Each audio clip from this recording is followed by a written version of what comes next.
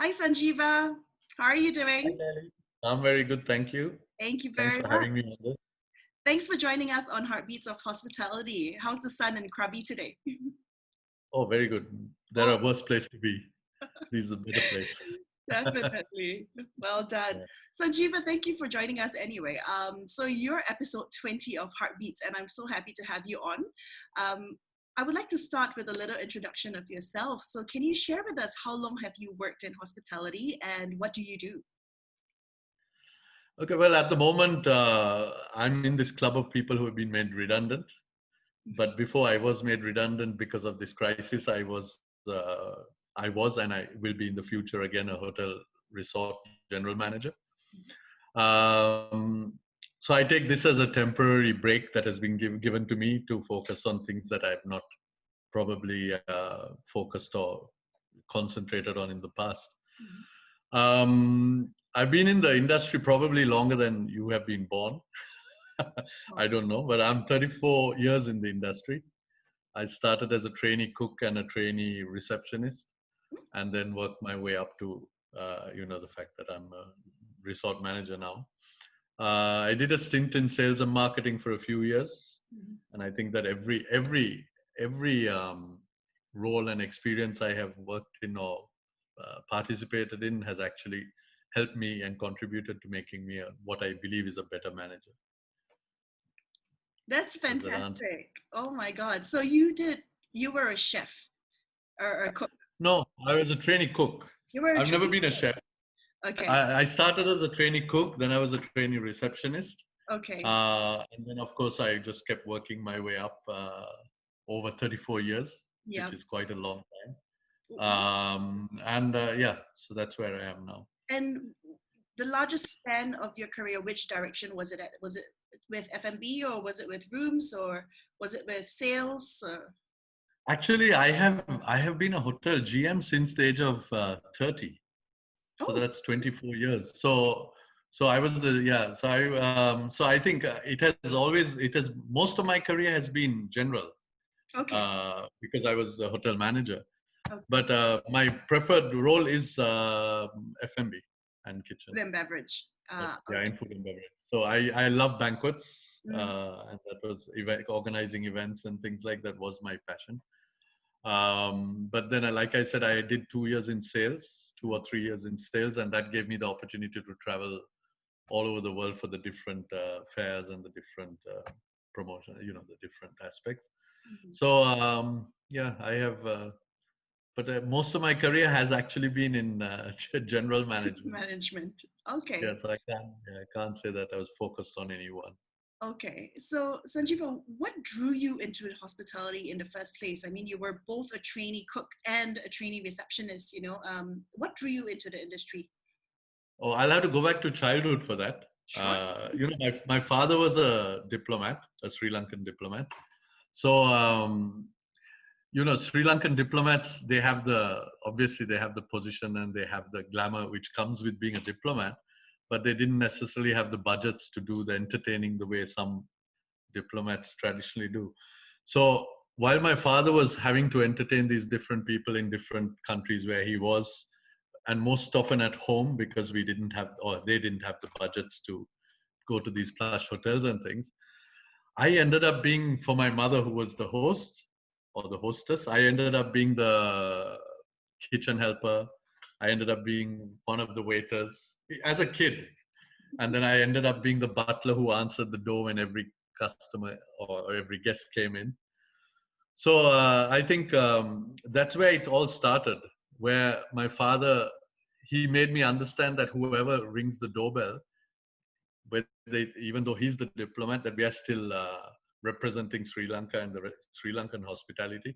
So he made us believe that whether they come in a shiny limousine or a flashy car, or they come walking through the gate because they got off a bus or a taxi, that you still greet them in exactly the same way.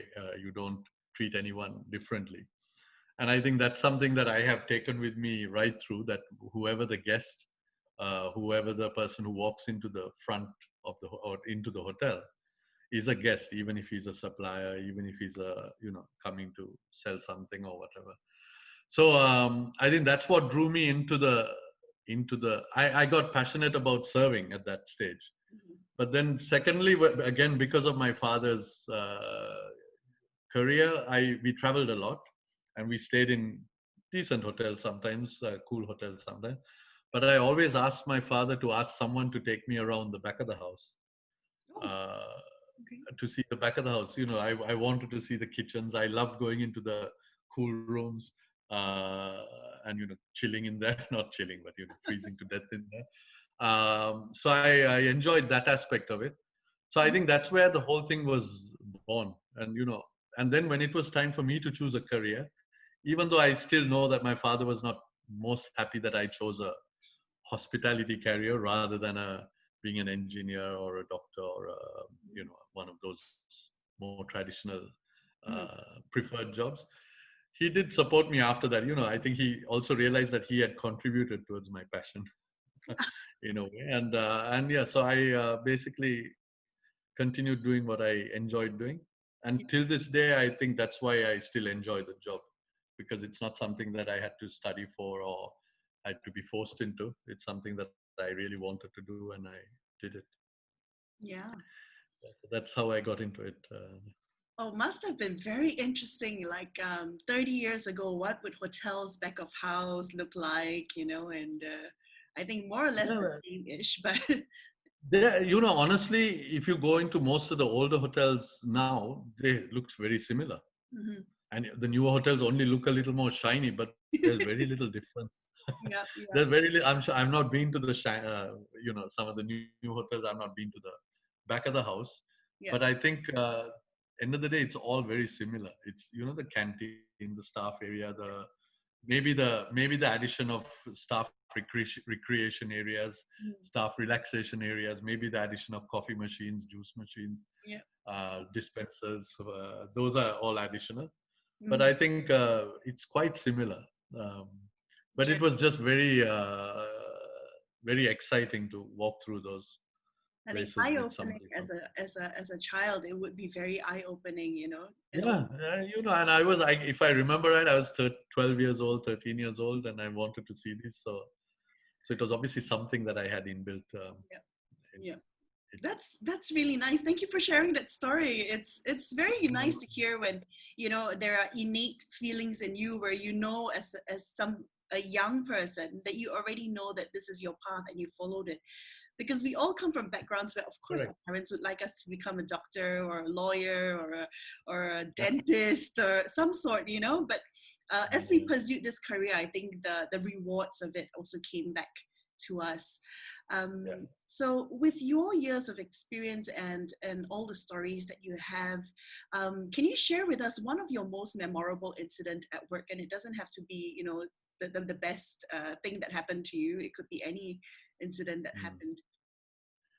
I think I mean, obviously, I've had many. I mean, there are lots that you can talk about, but and I hope to one day document them all. But maybe this is the ideal time to start doing that. But I think the biggest experience for me, the most memorable incident or experience for me was tsunami of 2004, where our hotel obviously got, the area got um, affected, and also the hotel got affected. But I think what came after that, while it was terrible to see what happened around us, I was in the south of Sri Lanka at that time, Mhm. and it was probably one of the worst affected areas. But I think what happened after that and what you learn from that is what has been my biggest learning experience. I think I learned a lot. I developed a lot on my management style and career on how you move on from there on. It gave an all-round appreciation, for example, of the value of another human being. You suddenly saw guests, who were sitting with you having breakfast, and then they were gone the next moment. You saw people sitting on the rocks. Guests were complaining about people sitting on the rocks, affecting their view of the beautiful ocean. And the next moment, those people were not there anymore. So you feel that, it was a you also realize how powerless you are, whatever your position, whatever your wealth, whatever your whatever. You realize how powerless you are against the powers of nature, and how much you must sympathize and empathize with the environment. So I think for me that was probably the most memorable incident and the memorable aftermath in terms of how we had to group together again afterwards to get business back on tracks, to get the mindset of people back on tracks. There were lots of issues where people had lost homes, they had lost loved ones, and then they had to all be coached back into, counseled back into getting back into the what the normal realm of things. So I think that's what for me that would be the biggest experience. Did I miss anything there?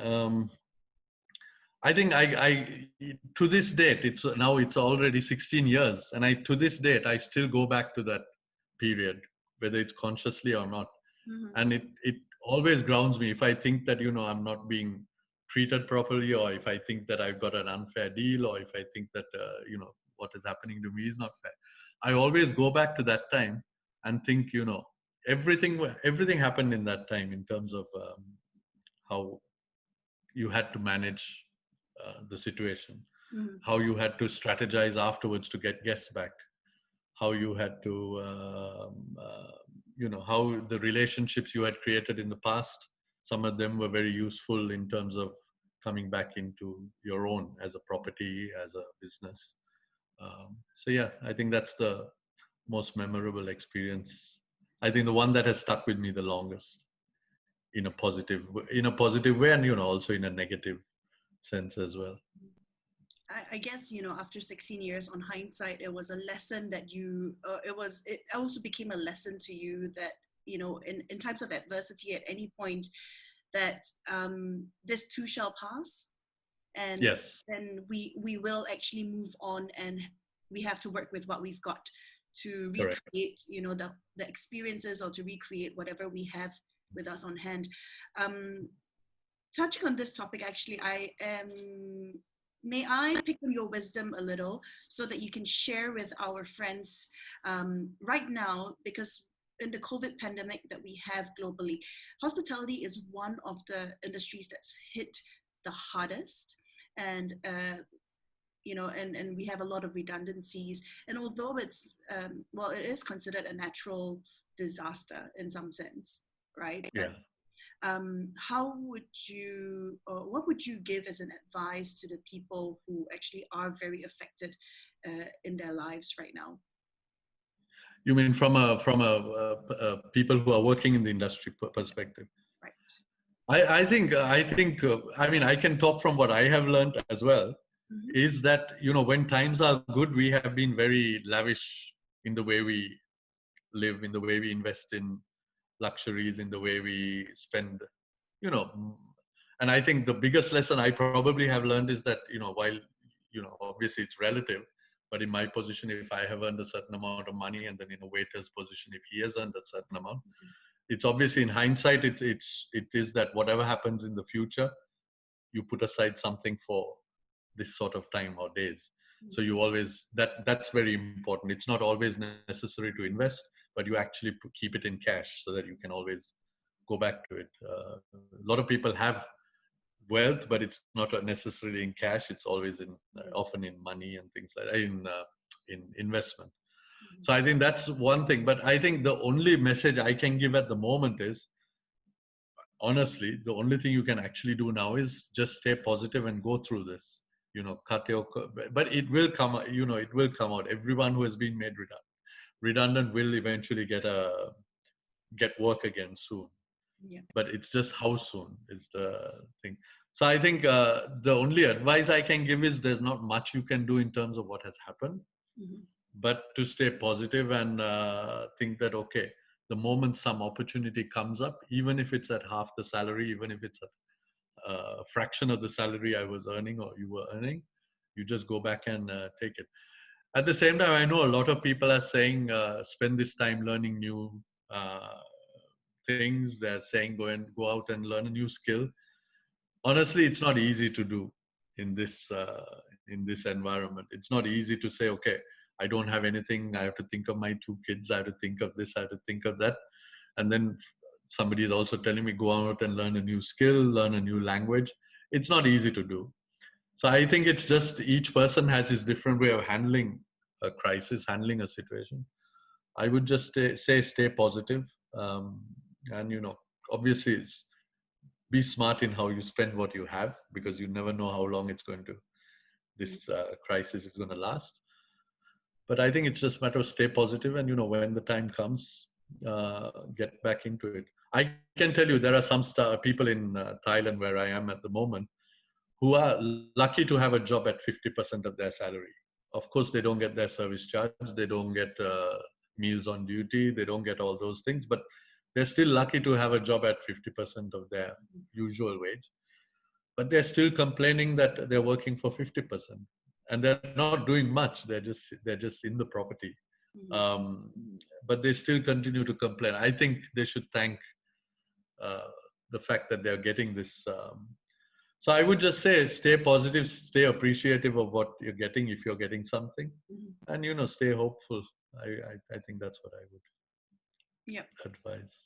Thank you And so if you can go and learn a new skill, but it's something I agree that is not easy to um, put your mind to at this right, juncture. right. And I guess, make the right choice. Make the right choice for yourself.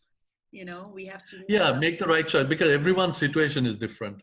One person has a mother and a father and two kids Yeah. to feed. Another one has a mother and father who gives him money, to feed his family. So it's each individual has to manage his own Right. situation. I think the positivity is the thing that has to remain as the common factor. And then Great. manage it as well as you can. Yeah, exactly. Okay. Um, let's talk about one thing you would like to keep in this industry and one thing you would like to change for the future of hospitality. Okay. I think, like I said, like at the beginning, I said that the thing that was instilled into me, or the trait that was instilled into me, is welcome everybody home with a very humble and traditional. So I think the thing I would like to keep is welcoming guests to my home, which is the hotels I manage, with the same passion and personal touch that I was inculcated with in the past. Um, this is probably why I'm going to be a little open here, but this is why I probably steered clear of working in corporate offices. I have almost never worked in corporate offices except for that stint in sales and marketing, because I believe one loses the connection they have to people when they sit in a corporate office. They sit behind a desk and they try to manage guest interaction from their seat miles away from the actual guest. And then it turns out to actually being a document of standards and operating. So, it's something that, so I'd like to keep that personal touch. So I don't want to go and sit in an office where I have to manage guest expectations through a document. Um, the other side, obviously, is social media and technology is definitely taking away the human touch from hospitality. There's no doubt about it. But at the same time, I think you would be surprised how much some people who work a lot with technology still search for that human touch when they're on holiday. And obviously, that's something I would aim to keep alive as long as I serve in the industry, and try and pass it on to everyone. I've told anyone who works with me, I always say that you can talk about any Instagram and any Facebook, but once they come to your property, none of that matters. It's just your interaction and how you deal with them. So that's what I'd like to keep, and I'd actually like to make it grow if I can, but it's not easy, especially because I usually manage small hotels. Yep. So I don't have the mass to get that penetration in. But the thing I would like to change is, I think, bring the heart back into service. I feel, again, a lot of it is based on, I think I was mentioning earlier, the whole rhetoric and the reality. Uh, sometimes you try to do things that are not really what you can do. But it should be from the heart. It's not, sometimes you have a 3-star hotel and you want to do something 5-star in it, and it doesn't really match. So I think it's just keeping things real and trying to keep uh,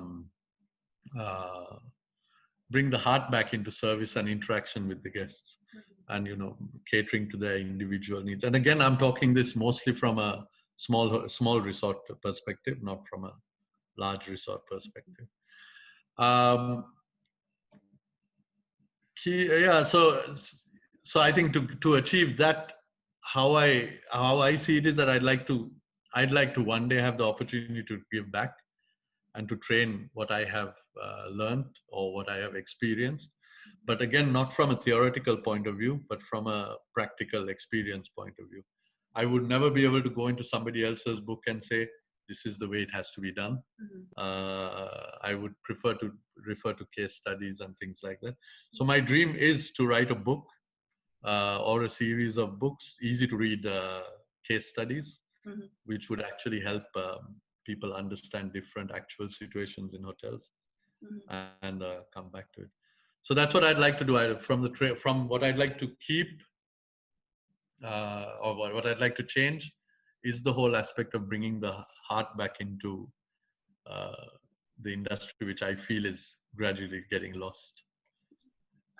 We have an alignment over here where we're both, and all my other interviewees as well, we also want to bring the heart back into hospitality. And I think one of the things that maybe we want to talk about is the expectations versus reality, or like as you mentioned earlier, the rhetoric versus reality, right? Because social media is booming and everything looks very bright and shiny on social media. And when we step into the hotels or the resorts, we may not be able to get whatever that was documented on social media. And it might actually affect the way we are being perceived in the mind of our guests or our customers. Because that's really not something that you can do on a daily basis. You may not be able to give people champagne breakfast every day if that's not something that your hotel does. Yes, exactly. So I do feel that in terms of change, yes, keep it real is actually a very good way of doing it. But then real in a way where we can actually feel the right expectations, right? Yeah. The issue is that, again, when you come to this, I love this phrase, rhetoric versus reality, because I think it's something that's very important, but a lot of people prefer not to think about it or talk about it. The point is that in my position, I will have a team. I could be the GM of the hotel, or I could be a director sitting somewhere else. But sometimes the team, as a GM, I might want the team to be real. And I might say, okay, if this is what we are doing, we do it properly, and that's what we do. And, for example, let's say a romantic dinner on the beach, or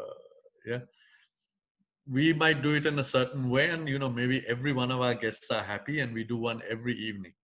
But then someone might come from our PR department or corporate office with a photographer and say, no, this is not the way we should do it. Let's do it in this way. And you end up spending hundreds of dollars more to get it looking better for the photograph. But because of the price, because of your demographics of your guests, because of the price you're charging your guests, you can't do that every time you're doing it. But this is the photograph that gets the publicity.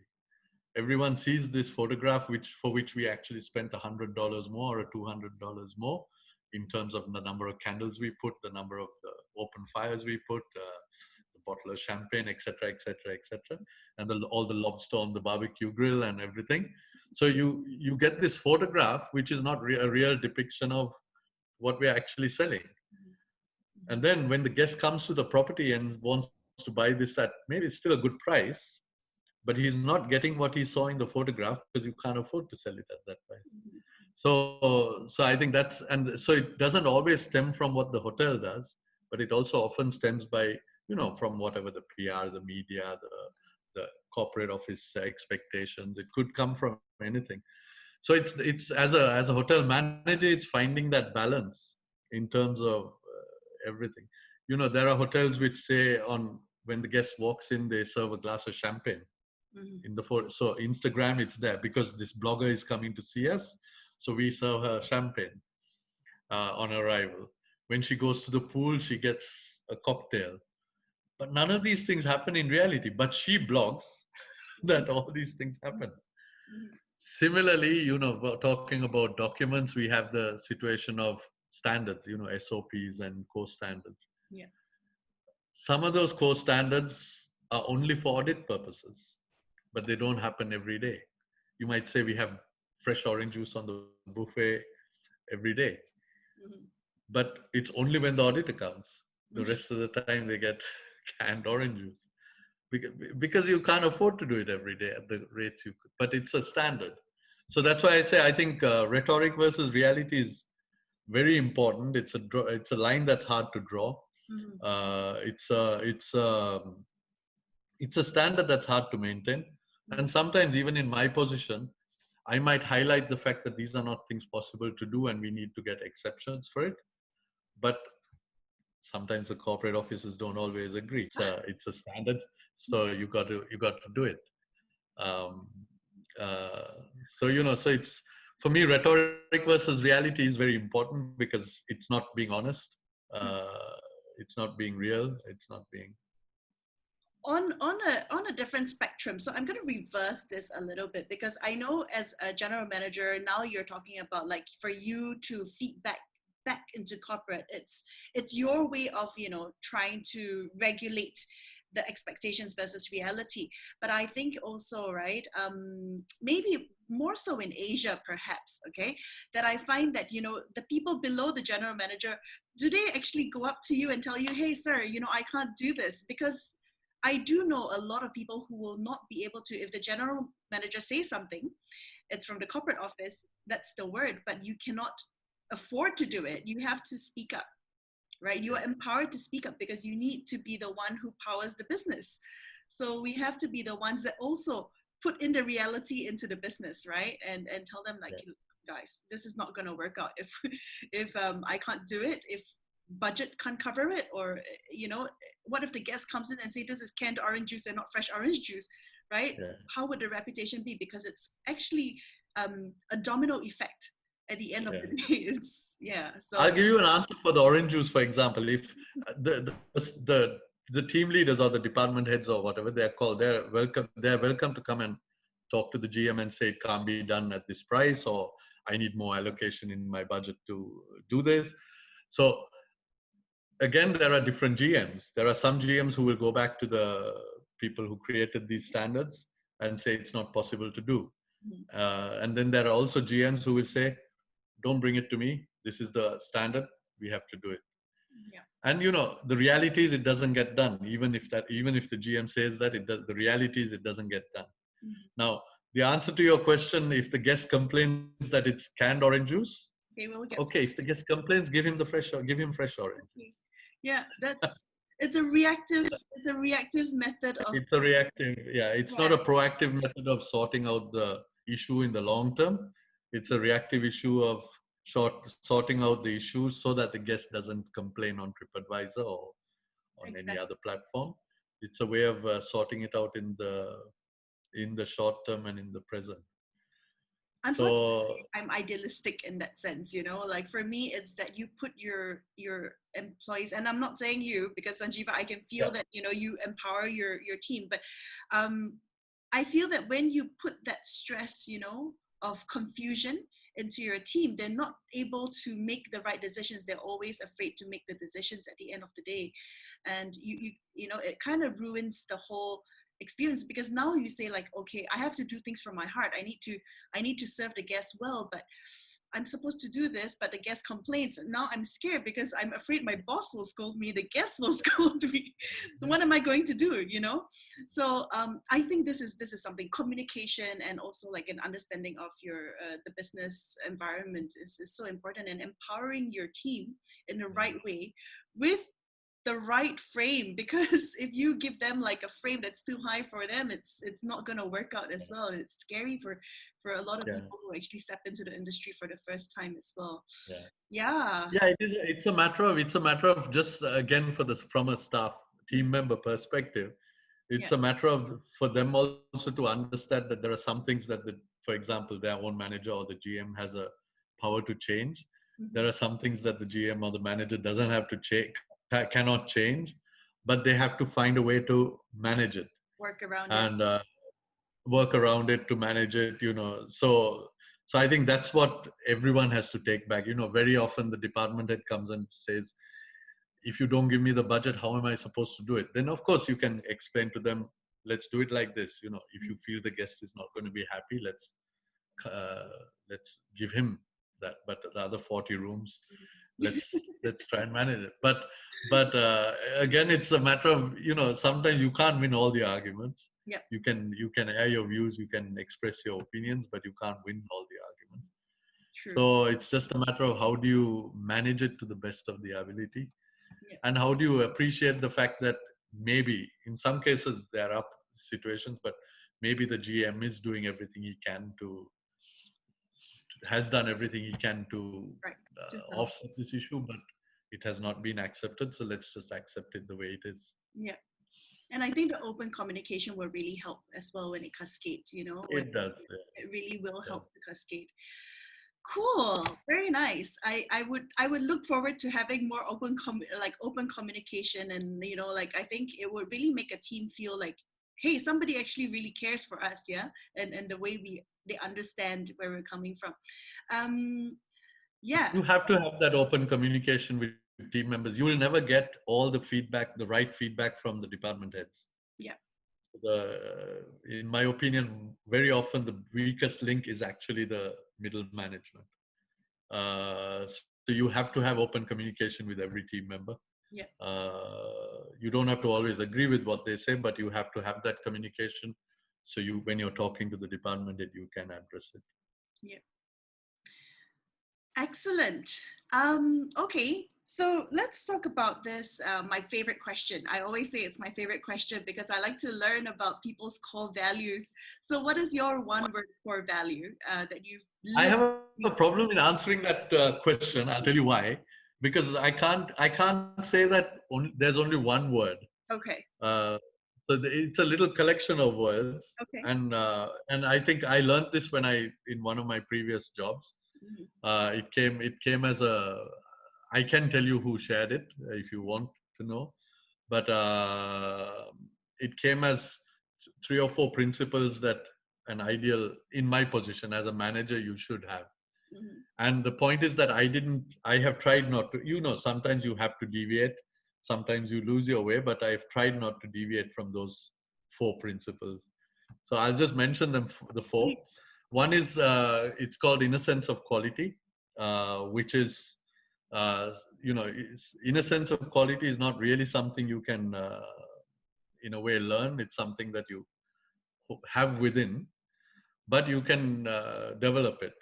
So and innocence of quality also relates to how you present something, how you decorate something, but it also translates into how you talk to someone, how you communicate with your staff.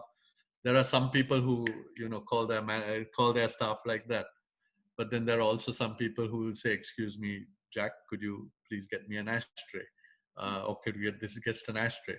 So there are always different ways. So the innocence of quality is how you communicate with people. How you communicate with people includes team members and guests, yeah, and suppliers and everyone, and also how you actually act in terms of design, in terms of creativity, in terms of presentation, in terms of dress sense. It doesn't have to be expensive as long as it's clean. And some people think that if they wear branded watches and branded ties and branded perfumes, they're superior to the guy sitting next to them, but it's not necessary. I would say the person who's sitting without any of those branded has a stronger sense of innocence of quality than Mhm. the person who has the outer sense of quality. I think the second one is business acumen, which is whichever area we're working in, whether we are a manager or a staff member, we are still responsible for the business. And every rupee or every baht or every dollar we spend Mhm. through wastage is a loss, and every dollar we help to generate help goes towards the bottom line. And it all comes back to every team member. End of the day, it comes back as service charge, it comes back as bonuses, it comes back as incentives. So I think the business acumen is a very important aspect. Sometimes we wait for the people to become managers to teach them that, but I don't think we should wait for them to become managers. They should be taught from day one that if you break a plate, this is the cost and this is what happens to it. If you sell one extra ice cream to the kid who was just running around irritating the parents, that's what happens. Your service charge gets increased and the revenue gets increased. The third one is obviously, I think, the most important one, actually, personal integrity. Integrity in terms of honesty, in terms of how you again deliver on the brand promises, how you deliver on how honest you are towards, sometimes if you make a promise to a guest, make sure you deliver on that promise. If you make a mistake, make sure you apologize for that and do everything you can to rectify it. There are people who love the ideas of taking commissions, and therefore they'll have a inferior quality product in the bar because they get a stronger commission from that supplier rather than so I think integrity is very important. Like I said, it all comes back into the bottom line. It comes back into, and sadly there are lots and lots of people who now are happy to deviate from integrity. Integrity also goes into HR recruitment. They recruit people who are their friends rather than the person who's most qualified for the job, maybe more attractive than the other person. So I take this person rather than that person. And I think that's all going against the principles of integrity. I think the last one is friendships and relationships, developing relationships and friendships. You don't have to always love the person, but you can still have a relationship that benefits the organization, it benefits the business, it benefits you personally, and it benefits that person. A lot of people, if they don't like the person, they like to burn the bridge, but you never know when this can either come back to haunt you or it can come back to help you in the future. And I think so. I think those are the four. So I don't have one word, a principle by which I would work. I would work on all four because they cover more aspects in terms of. Okay. That's very beautiful. I think those are very sagely wise words, innocence of quality. And then we've got personal integrity, we've got relationships and friendships, and I think the second one, business acumen. Yeah. So that yes, everyone is a salesperson and a business. Everyone. Take it like it's your own business. If it's your own business, you would not treat it. You would not mistreat it. You would give it your best. Everyone is an owner. You can actually say everyone is an owner. Yeah. They all own the. Yeah, they should actually. They should feel like everyone owns the place, and of course, it comes back. Like you said, it will come back to you in one way or another. It comes back in some way or the other. Yeah. Great. Thank you so much for sharing this beautiful lesson with us. So do you have any last closing words that you would like to share with our hearts of hospitality, our beautiful people working in this industry? I think there are two. I think first and foremost, you have to break the hotel industry into two sections. One is business mass market and one is leisure. Mm-hmm. Now, as the name of your platform goes, which says, now I don't want to get it wrong. The heart and the art. Yeah. Yes. The heart of hospitality. So the heart part and the art part. Mm-hmm. I think the leisure sector has to be driven by the heart. Mm-hmm. And with the constantly evolving creativity, which is the art part. So I think that's where I think in the leisure sector, if we don't instill that, we're not going to be successful moving forward. It's going to become another mass market sort of hotel. In the mass segment, creativity is still essential, but you can get away by not using the heart too much. It's a lot of process and a lot of procedures rather than. So I think in the larger hotels, you can say that the heart aspect is disappearing, but it's okay. But in the smaller hotels, I think we need to keep the heart element and the art element in place. I think secondly, I'd like to say something to anyone who joins the industry. uh, if you love people and you're passionate about serving, then I think you should join the industry and you're ready to join the industry. But then there are some people who join the industry because they have no choice. You know, it was the only job available, or it was the because they were not good enough for any other role. They took this job. I think you can still work at nurturing, um, nurturing the love for people, the love to serve, the love to you can nurture that whole aspect. But what happens is that you should build positive anchors to nurture these requirements rather than holding on to the negative vibes as to why you got there in the first place. So I think if you have joined the industry because you're passionate and you love serving people, then it's fine, because then you can just keep doing that, and that's, I think, what I do. But if you haven't and you joined it because you had no other choice and you're still staying in the role, it's rather than complain about it, I would say nurture those two aspects, and then you can. I like that. I like the second part of if you join the industry because you don't have a choice, because there are a lot of people who actually join this industry because they didn't have a choice. And I Yeah, agree with what Sanjiva is actually sharing here, that you can nurture, but you have to let go of the reason why you joined it in the first place. in the first place. Yeah, Yep, let go of because the this is negative a vibes. beautiful industry to work in. It's Yeah, beautiful. It's so rewarding. But if you bring in the reason, the negative reasons why you come in, yeah, you're always going to be unhappy with the reason why you yeah, joined. And exactly. you will never learn the beauty of this industry. So Yeah, I love that. Thank you so much for sharing that. That's amazing. yeah, no And problem at so all. well put as well, because I don't think I've heard anybody else actually explain it this way. And I think Thank you. that's fantastic, and definitely something that we need to share. Okay, well, thank you so much for joining us on You're Heartbeats of welcome. Hospitality. I had such a good time talking to you, and I'm very happy to have met you. So, Thank yes, you very much. Thank you. thank And you. we'll be in touch. We will be in touch. Yes, Yeah. thank you so much, Sanjiva. Have All a right. good evening. Thanks. Thanks a lot. You too. Bye, Kylie.